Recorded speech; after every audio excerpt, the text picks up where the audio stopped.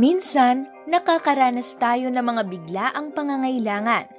Halimbawa na nito ay ang mga medical needs, mga biglaang bayarin na bills, mga gamit na sira na dapat ay ipaayos agad, at lalo na kung ito ay family emergency.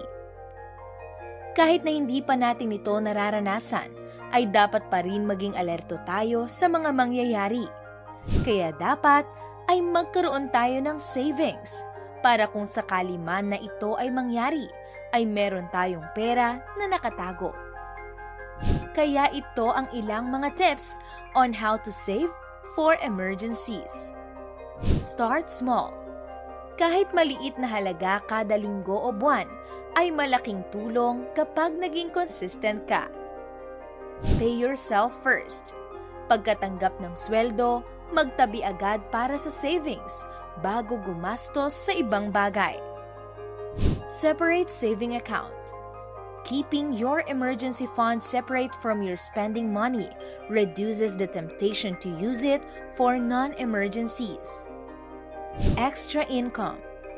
Kung maaari, ang mga bonuses, gifts, or extra income ay ilaan na ito para sa savings account. Track your progress. Regular na i-check ang iyong savings. Kahit maliit ang nadaragdag, ay progress pa rin iyon. You don't save what is left after spending. You spend what is left after saving. Start where you are, save what you can, and let consistency do the rest. You can do it!